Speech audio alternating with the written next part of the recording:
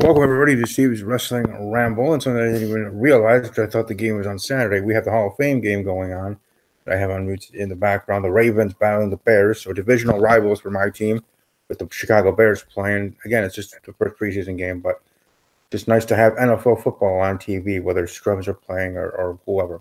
But anyways, let's talk about wrestling here on the Ramble. Let's welcome my co-host and fan of the Baltimore Ravens, Aaron Chase. Yo. Hey, how you doing this evening? Good. Good. You're doing all right here. Hopefully, at least Ramble. Hopefully, Ramble can be able to make it. I know Raunchy won't be here till we get to SummerSlam predictions, but maybe Mark will be forward. But let's talk about Monday Night Raw. Raw was Brock Lesnar and Paul Heyman and Kurt Angle, but mostly centered around Brock Lesnar. Really show up, won't he? And finally does at the end of the show. What were your thoughts on the whole Brock Lesnar situation, from the opening segment to the segments throughout the show backstage with him and Paul Heyman, and then at the end how everything ended up for Brock and Heyman? I thought it was pretty good use of Brock. I mean, I think it was a little forced of Brock not wanting to come out. Like, we get that him saying, I don't watch the product, why would I watch it? Like, I mean, that's how I feel about Raw every week, because I mean, it wasn't for my channel in this show, I wouldn't be watching Raw, because I think for the umpteenth time in a row, Raw was god awful. But if it comes down to straight up the Brock Lesnar stuff, I thought it was pretty good. Heyman's promo at the end was grade A quality stuff. And the face he made when Brock Music hit was just great. That was great Paul Heyman stuff. But I felt like it was kind of forced. It did work in a way because it did get some fans on Roman's side. I still have no interest in the match itself. I don't care what they do at this point, because I've just seen the match so many times and it's been bad every time. So, well, the WrestleMania 31 match is pretty good, but every time they go one-on-one when no one's added and no one's been added, the matches are god awful. So I don't care. Right now, it doesn't matter what they do. I had no interest to see Brock Lesnar and Roman Reigns. So the stuff with Brock, I thought was all right. And really, Ollie Davis, I don't know if Ollie Davis or Luke Owens brought it up on the Wrestle Talks podcast on Raw on Tuesday. They brought up how the one bit of humanity Brock had was how he treated Paul Heyman. And he treated Paul Heyman like crap too, so what does that say now? But, you got some people saying, oh, maybe Heyman should join Roman Reigns' side, or maybe he will turn on Brock. I mean, I could see him turn on Brock if this is Brock's last match. But I don't know where you go from here right now. It is kind of interesting, but once again, the match I just don't care about the match itself. So that's what I thought about everything with Lesnar, Roman Reigns, and Paul Heyman and Kurt Angle. Yeah, I enjoyed it. I mean, the show itself was okay. I don't think it was terrible or god awful, but just like most Raws, it could have been better. And like for most weeks in the past 3 weeks, in my eyes, SmackDown Live has done better shows than Monday Night Raw. But in regard to this Brock Lesnar stuff and Brock Lesnar, Paul Heyman, and otherwise, I actually enjoyed how the storytelling went for that night, specifically for Brock Lesnar, the Universal title storyline with Roman Reigns, and just how that story was told throughout the whole night. And going back, you had a couple of match segments, whatever, then you go back to the backstage with Brock and Heyman, and then match segments, back to them, it's just how that continually flowed, like telling a good story throughout the whole entire night, trying to keep people interested in watching this show, to wait for those segments, I guess, for those that maybe do care and are more, ears more open, eyes more actually watching when Brock Lesnar is going to be on a Monday Night Raw in any capacity. What's going to happen next, this and that kind of intrigue of the unknown. I guess that's what I would see from others, that with Brock Lesnar being on that show and how they'll be used him.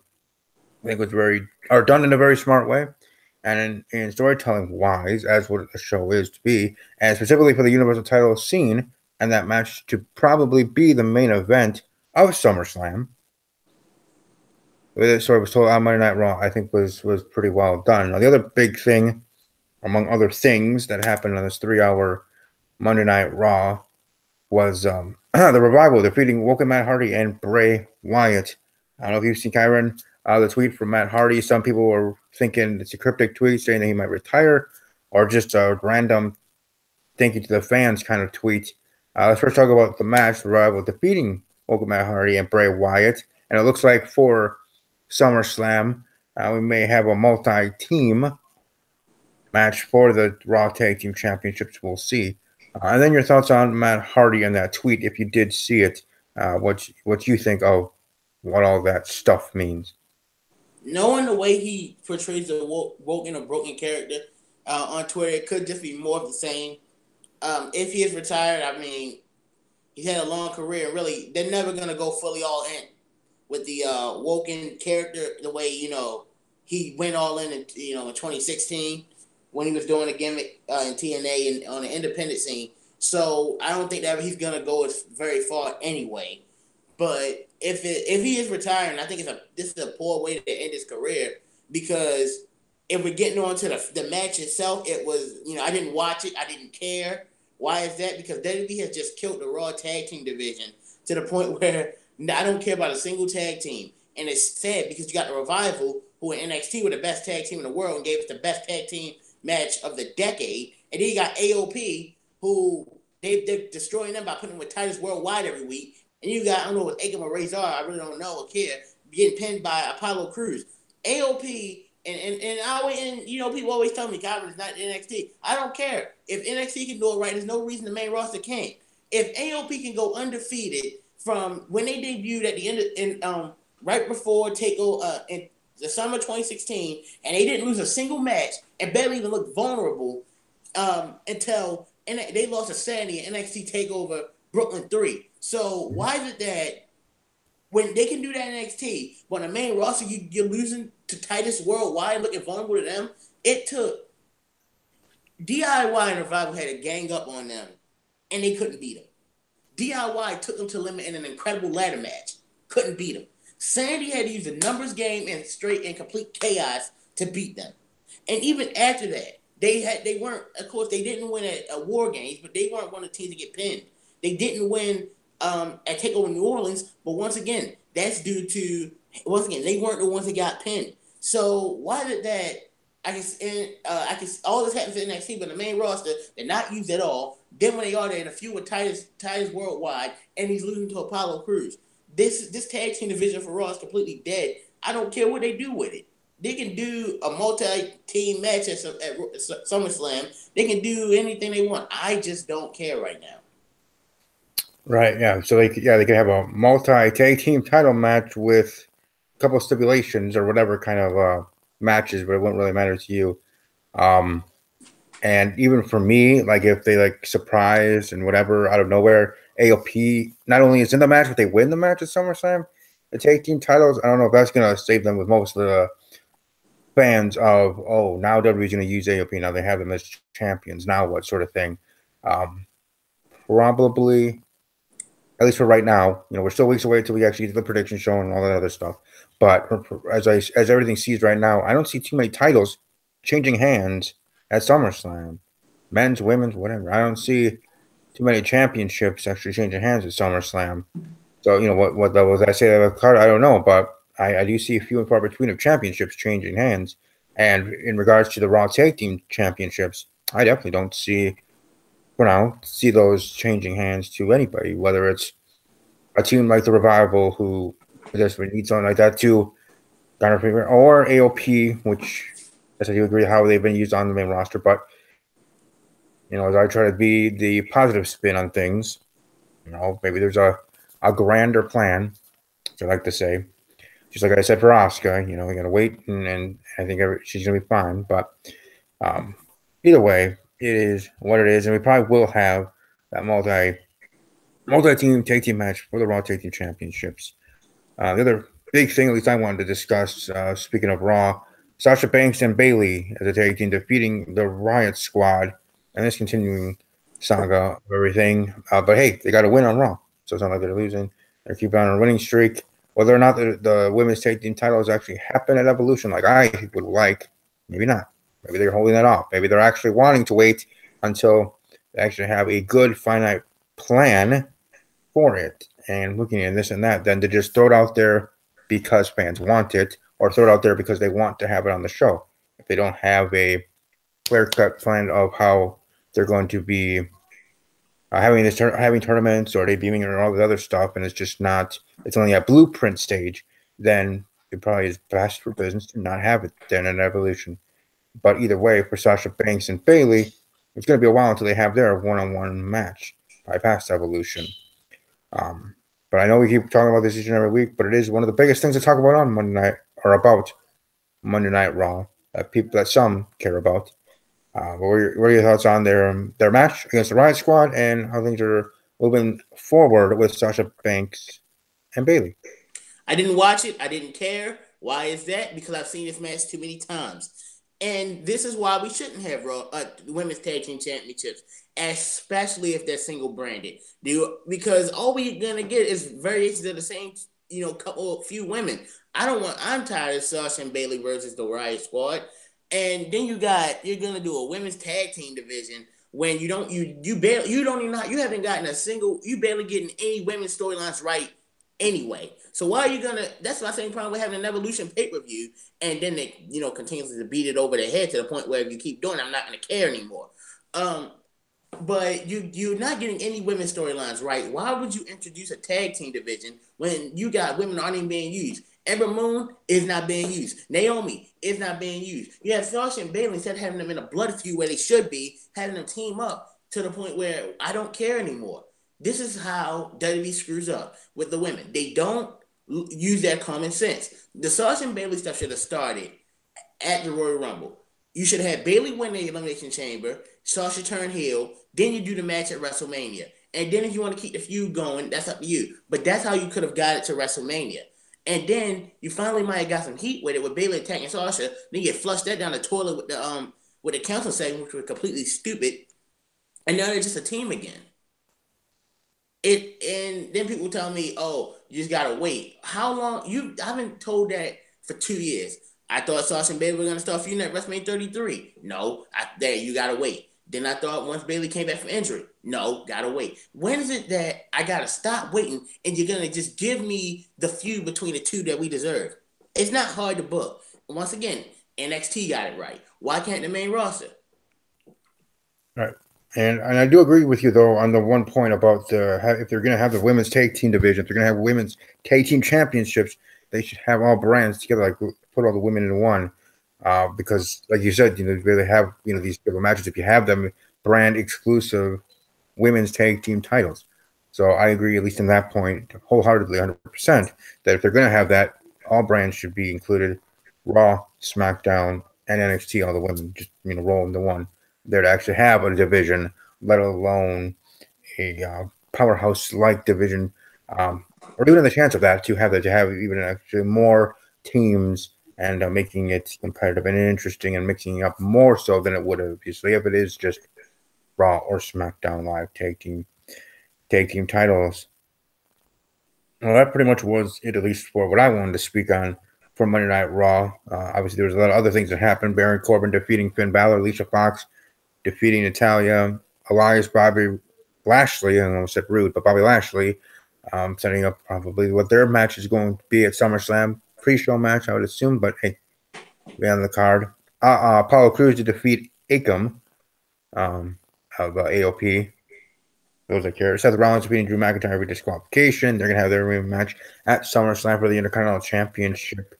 And the match that we already spoke of. Is there anything of those matches and segments that you care to speak about? No, because the only good match was Rollins and McIntyre. That's the only Rollins and McIntyre and the ending segment were pretty much the only things I liked about Raw.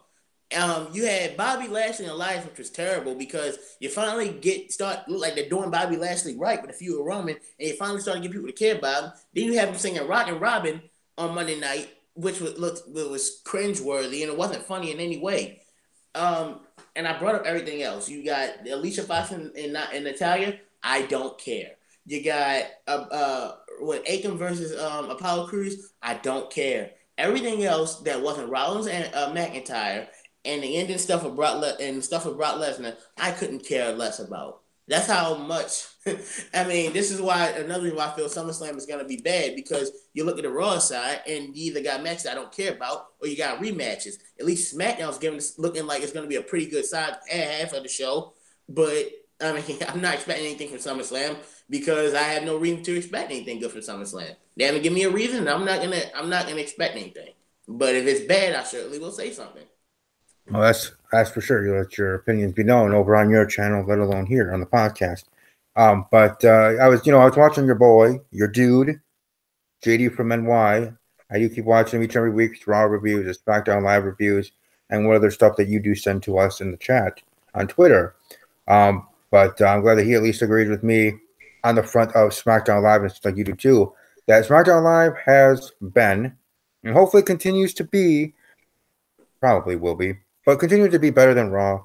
It certainly has for the last 3 weeks, and this week being the same thing. SmackDown starting and ending with the women's division. Monday Night Raw is Brock Lesnar. That was centered around Brock Lesnar. SmackDown Live in its 2 hour show was centered around the women's division. SmackDown Live be women's division there. But starting off, Becky Lynch cutting a promo talking about how she plans to enter WWE Evolution, the first ever women's pay-per-view that will be in October, as the SmackDown Live Women's Champion. Carmella comes out, cuts an actual good base, heartfelt promo, and I was just waiting for that Alexa Bliss moment, as Alexa Bliss does so beautifully, which is just cuts that kind of promo, turns it right around, being the great heel that she is. Alexa Bliss does it better than Carmella, but Carmella, I would say, did okay, did all right in her own right, because she certainly got me where she was speaking in the heart, and maybe she was truly until turning the tables. Then attacking Becky Lynch, Charlotte Flair comes down, saves Becky. Paige backstage and makes the match of Charlotte facing off against the SmackDown Women's Champion Carmella for the main event. Charlotte wins. Charlotte's added. Now we have a multi-superstar match for SummerSlam. SmackDown Live Women's Championship on the line. Carmella versus Becky Lynch versus Charlotte Flair. So the intrigue in that match just got raised up tenfold, or maybe at least a little bit for others. But what are your thoughts on that main thing of SmackDown Live, the women's division, Charlotte Flair, Becky Lynch, and SmackDown Live Women's Champion Carmella? Things I liked. I liked Becky's promo. Carmella's promo didn't get me because I knew where it was coming from, so I didn't care. And like I said, I tweeted, I agree with what she said. I think she's a failure. I think she's terrible. I'm fine with having Charlotte come back, but I don't like the fact that Charlotte was added to the title match, because you have Becky, who worked her ass off to get to this point and won matches and built herself up to be a known contender. Charlotte comes in and just gets a shot. And this is the same problem I had with Alexa Bliss in a way, is that she's overpushed because she's a Flair and she's a blonde. Though I think Charlotte is talented, but that's a problem I have. And then Becky, and I really feel for Becky. I do, and it's not just because she's my favorite. It's because she's worked hard day in and day out to get this shot. And Charlotte comes in day one and just gets this shot also. Now, here are my thoughts on that. I think the reason they added Charlotte, because one, they wanted to have her do something at SummerSlam, because last year neither her or Becky did anything at SummerSlam, which I called out. Two, and this is one thing I saw a tweet of, and I gotta agree, I don't think they trust Carmella with a one-on-one title match at SummerSlam. Because if you look at her last 3 pay-per-view matches, and they were good against quality talent, and Charlotte and Asuka, they weren't good. So I can see them adding Charlotte to because they don't trust Carmella. Here's what I would do. I would still have Becky win the title, and I wouldn't turn Becky heel. I would turn Charlotte heel, because Becky is the most over woman on SmackDown. She's a natural babyface who has an easy connection to the audience. Don't blow that by turning her heel. Charlotte even said she works better as a heel anyway. So why turn Becky heel? I would have Becky win at SummerSlam, but I would have her pin Carmella, because that gives Charlotte a reason to want a rematch, because she wasn't pinned. You can have her attack, and heck, I would have her actually shake Becky's hand at SummerSlam and hand her the title. Carmella get her rematch 2 nights later. Becky wins that match as well. Charlotte attacks Becky after the match, setting up that match at Evolution. That's how you book a good women's feud, because you have a natural babyface and a natural heel, and that's a match that could legitimately headline Evolution. Okay, and I respect that and understand that. That wouldn't be terrible if that actually happened that way. But hear me out in my thinking here for how I think this should be booked at SummerSlam. And I'm going to kind of take something that you already brought up of how Becky should feel, or how you feel bad for Becky and Charlotte coming back right away and being added to the match and this and that. WWE being the sometimes geniuses that they are, use that in the storytelling and have Becky Lynch turn heel. Though as much as Charlotte Flair is better heel than Becky Lynch, I think same thing with Bayley. if they ever do have that one-on-one match, whenever they do finally have that with Bayley and Sasha Banks, Bayley should be the heel. In this situation, Becky Lynch and Charlotte Flair, I would say Becky Lynch to be the heel because of that reasoning, because of that jealousy, and those two having some kind of flub up mix up during the match in their both faces. Carmella actually keeping her title, surviving. However, no James Ellsworth. I'm not talking about any of that BS. But Carmella actually winning. Those two messing up, whatever. Then on the SmackDown Live after SummerSlam, then you have Charlotte and Becky, whether they start the show, whatever it would be, and then that's when Becky would turn on Charlotte, not at SummerSlam, but after SummerSlam, because being pissed off that, hey, how is Charlotte Flair get in this match? You didn't really deserve it. I've been working my ass off, all the same things you've been talking about. They use here in the storytelling and the storyline. And then you have Becky just go ham on Charlotte, like Bayley went ham on Sasha Banks, though that didn't actually start anything, but this one would, at least in my booking. So for me, I would have Becky Lynch being the heels, Flair being the face, and them having a situation, a flip-up moment during SummerSlam, and then it going to overdrive at the SmackDown Live. So I see Carmella surviving and retaining, still being SmackDown Live Women's Champion, and then you have Becky and Charlotte starting a feud on the SmackDown Live after, because that feud, as great as it be, does not have to have, I mean, maybe it's better with, but to me, it does not have to have a title to make it the great and good feud that would be. So that's at least how I would see. I don't know. What's up? What do you think? Well, I actually want to ask you a question because you tweeted something Monday night, which everyone I showed you disagreed with. You said you think it'd be a good idea to have Carmella and Alexa Bliss walk out of SummerSlam with their titles. Explain to me why you think that's a good idea. Well, it's going to be the same things that I said before. I think it's a good idea to have them both retain their championships because more so for Carmella than Alexa Bliss. Carmella being her first title reign as SmackDown Women's Champion, and to make it even, I don't know, I don't even know prestigious, but just make it better, make it more concrete, making it more legitimate. Legitimate. Thank you, man. I can't even say my own words. Legitimate. Then they have her keep surviving and advancing and winning in the heelish ways, which I do think is the right way to be booking her, and winning the champ and retaining her championship each and every time. So for Carmella, it's a bigger thing with her first championship. It should be a nice longer reign. Then for meaning, surviving and advancing and retaining her championship at SummerSlam. On the side of Alexa Bliss, that's not the case. She's already one of the best on Raw, let alone the women's division to me. So she's not more of a making her title reign legitimate. She's a 5-time champion, for gosh sakes. For Alexa Bliss, retaining and surviving again, I think it's more for the storyline that I think is best for her to retain it, because what I see happening at SummerSlam is I see Natalya, interfering and costing Ronda Rousey the Raw Women's Championship, and then you start off that feud hot and going after SummerSlam there. So that's for Alexa Bliss, and then for Carmella. So that's why I think it would be my own eyes, I guess, because no one else agrees. I guess from me, myself, and I believe that's why it's best for business to have both of them retain their championships at SummerSlam. You said that's things. I say it's working for me. Here's why. Let's look at the Raw side first. Alexa Bliss can't hang with Ronda Rousey in any way whatsoever. That match should not last longer than 3 minutes. I'm sorry, but if you're painting Ronda the way she should be painted, you don't have some. At least with Nia, she had the size and strength ability to hang with Ronda. Alexa is 5 feet. She's small, and she's not on Ronda's level in any way whatsoever. So there's no reason she should even be able to hang with Ronda. And if you're gonna do Ronda and Charlotte at WrestleMania, you got to keep Ronda undefeated because it would hurt. It would hurt the legitimacy of the match, and that's where the money is: Charlotte versus Ronda. And with the women's side, you put the title on. Let's look at it this way: neither Carmella or Alexa are good workers in the ring, especially Carmella. Why would you? And knowing you have a big women's pay-per-view coming up, you want a title on the best workers possible to give you the best matches. And yes, that's a way of saying, a lot of people pay to see a heel lose a title. But that's the thing. No, people who don't boo Carmella because she's a good heel. They boo her because they want her off the TV. There's a difference from heel heat and go away heat. You put the title on someone like Becky, who the crowd loves. You can do the match with Charlotte at Evolution. I guarantee you, with the right booking, you can get more money out of a heel Charlotte versus a face Becky for the title in the main event of Evolution than you can for anything Carmella's going to give you.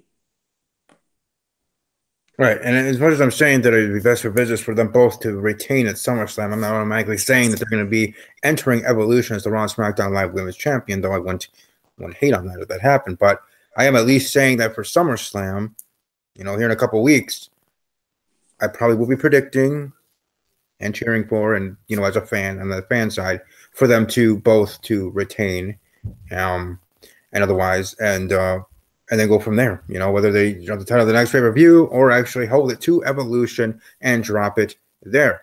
Maybe it may even be a bigger moment for Becky Lynch if you have Becky Lynch win the SmackDown Live Women's Championship at Evolution, maybe more so than it happening at SummerSlam. Yes, SummerSlam's the second biggest pay-per-view than the WrestleMania of summer.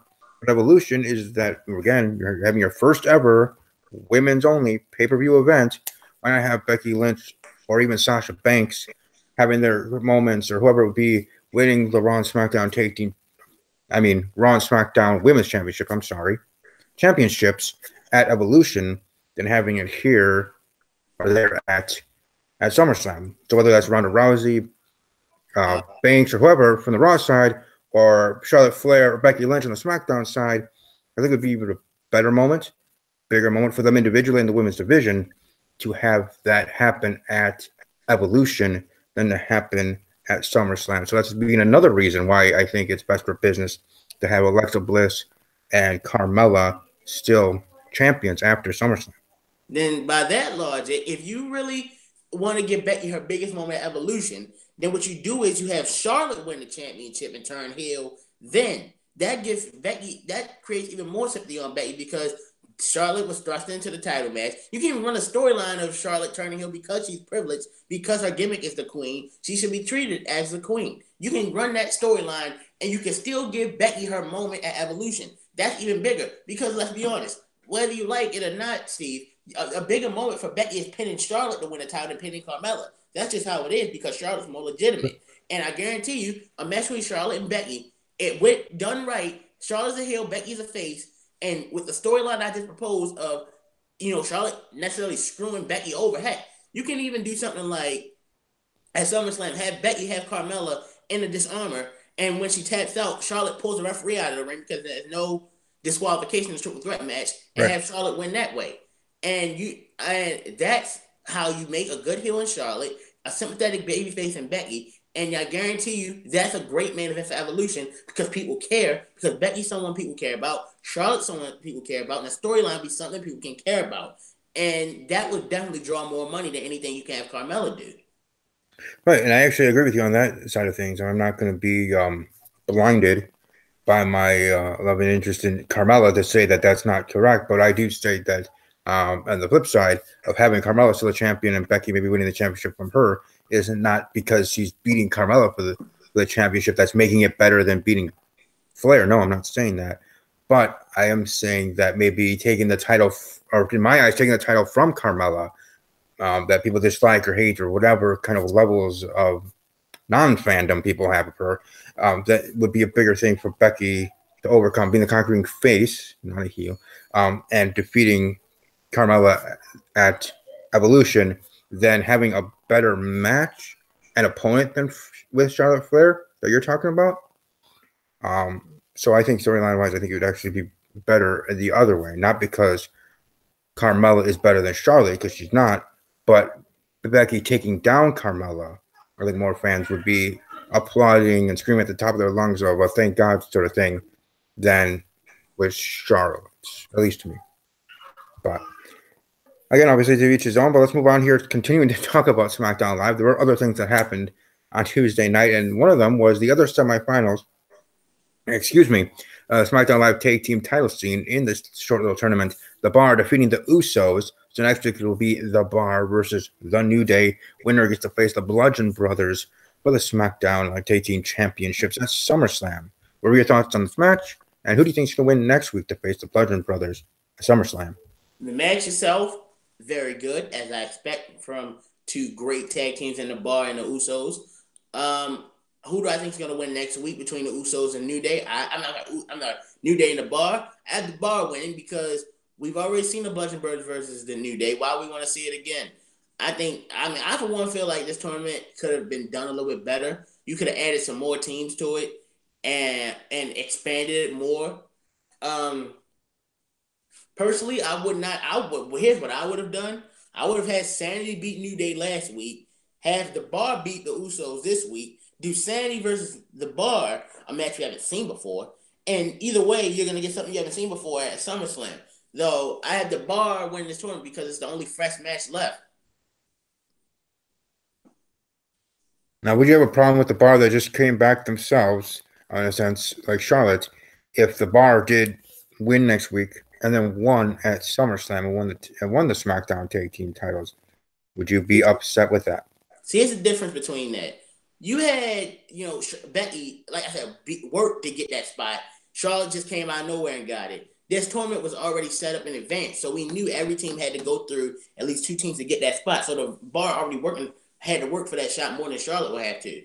That's number one. That's why I don't have a problem with it. And like I said before, the Bar versus the Bludgeon Brothers would be something we haven't seen before. So I'm fine with that as well. Okay. Yeah. I just wanted to throw that out there, just comparing contrasts. But that's true. Yeah, with the tournament, then from just Charlotte showing up, saving Becky, and then at the end of the night being put in the title match. Okay, I get that. I certainly would probably see the Bar in the match. Like I would predict the Bar winning next week and having that an exchange of pace with the Bar facing the Bludgeon Brothers for the titles at SummerSlam. But again, with these titles, like I said in this top of the show, I don't see too many titles changing hands. And even as I keep thinking about it, how many titles, if any, do I actually do have changing? But when we get to predictions, I'll actually predict some titles changing. But a good amount of them, even here with the SmackDown Tag Team titles, I don't know. I mean, right now it's up in the air. And I'm not just saying that because we don't know who they're facing, but whoever it is, if it is the Bar or the New Day again, if Bludgeon Brothers really should be retaining at SummerSlam. But either way, whoever it be, it's going to be a dang good match when we get to SummerSlam with those teams, whether it's the New Day again facing the Bludgeon Brothers or the Bar face Bludgeon Brothers. Either way, going to be very interesting. Another thing that was very interesting and good segment was The Miz and Daniel Bryan engaging back and forth, war awards there. What were your thoughts on that segment and promos by both? Other than Miz having a lot of babies cry at the end of the segment, which was kind of annoying, it was great. And this is actually something about SmackDown. Either people might have a problem with it or like it. It was very promo heavy. But here's why it was only 3 matches. But here's why I didn't really have a problem with it being promo heavy. 1, they're building up to SummerSlam as they should be. 2, as long as it's good, I'm fine with it. And you look at every promo segment, they range from good to great. The stuff the women early on was good. Had the Samoa Joe promo was amazing. The things Randy Orton and Jeff Hardy did was good. The Miz Daniel Bryan stuff, good. So I'm fine with a promo heavy SmackDown as long as they're doing it right. And it was done right. And with Miz and Bryan both brought up great points and saying, Bryan calling Miz soft and Miz saying how, he feels the fans are tired of Daniel and how, Daniel's shine wore off. I think both guys brought it. And it just makes why I don't think the feud should completely end at SummerSlam. I can't wait for that match at SummerSlam. You were talking about earlier how you agree 100% with Carmella's statements about how she's boring and bland, this and that, and not deserving of being champion.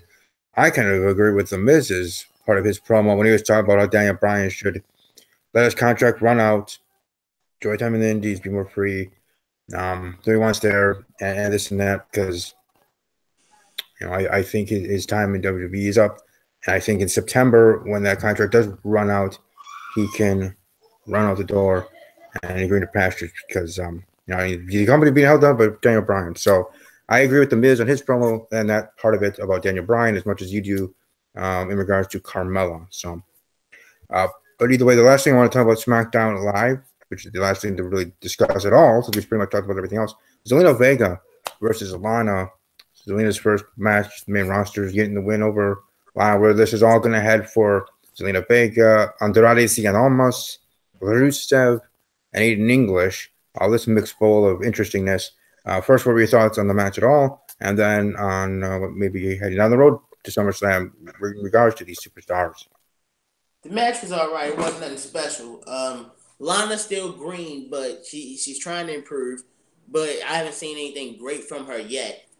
I like Zelina. I think she's a good wrestler. She's great on the mic. And really, what Lana said to Rusev after the match, saying how she needed her, I said that made sense because when she needed her husband, he wasn't there. So I definitely had this, leading up to a mixed tag match at SummerSlam. Well, I'd much rather see Andrade, have a big one-on-one match. I think this match, could be pretty good. You got people the fans care about in it. In terms of Zelina versus Lana, it wasn't anything special, but I don't think it was bad either.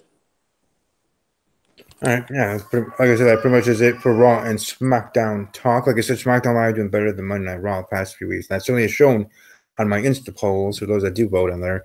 A lot more favorable to the SmackDown shows than the Raw shows, with most of the weeks actually getting terrible being the winner for Monday Night Raw and good being the winner for SmackDown Live. And the same thing this week for the Raw and SmackDown Live Insta polls, which you can vote on at WWE_podcast, the Twitter handle for this very podcast, Steve Wrestling Ramble.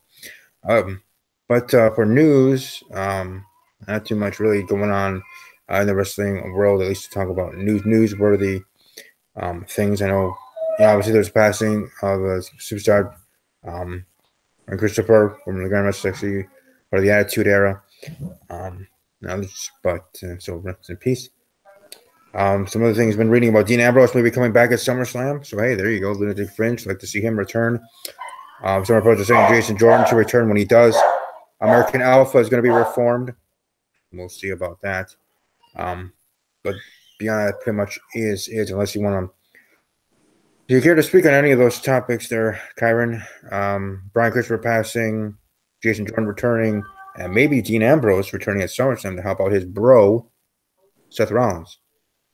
For all the passings over the weekend, my heart goes out to their families, and it's a terrible thing. But I wasn't around to really watch a lot of those wrestlers, so it doesn't really have a huge impact on me personally. Jason Jordan returning, I do say if he returns, reform American Alpha with Chad Gable because they're really doing nothing with Gable. And if we're being honest here, like I said earlier, the tag team division is dead anyway, so you got to try to breathe some life into it and start with American Alpha, do the revival right, and do AOP right. You might have a decent tag team division. Dean Ambrose coming back. If he does come back, I definitely have him turn the heel on Seth Rollins because that's been a long time coming. Yeah, I mean, if you have that, then you have, or at least for me, if you have Dean Ambrose back and you have him, I would say have him back with Seth Rollins, kind of still, be that tag team, whether they be the Shield or not, whatever. But then at some point, Ambrose turning on Rollins, Ambrose this time being the heel. Maybe not have the exact kind of turn that Seth did, to that kind of book the same way, but still have Dean be the heel, Seth being the face. It's going to be interesting to see Seth Rollins as as a champion or champion as a face. As much as people say he's better as a heel, I think people say that a lot about superstars, whether right or wrong. Superstars better as heels and faces, but Seth Rollins certainly has done pretty dang well. I mean, as a face. So with all that, that pretty much does it for the show. Thank Kyron for at least being here. I know Mark Ramble is doing a live stream. His other friends with WWE2K video game. So shout out to Mark Ramble. Follow him on Twitter. Marcus Rambo, MFLG. Mark Ramble YouTube channel. Check that out. And let Kyron let people know where they can find him.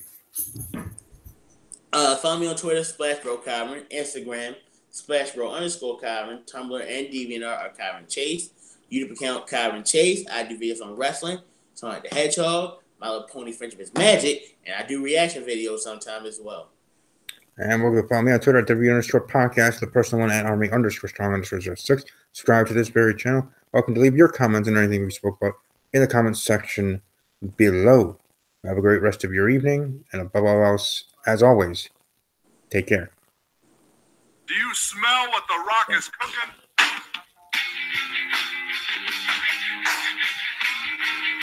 The Rock says,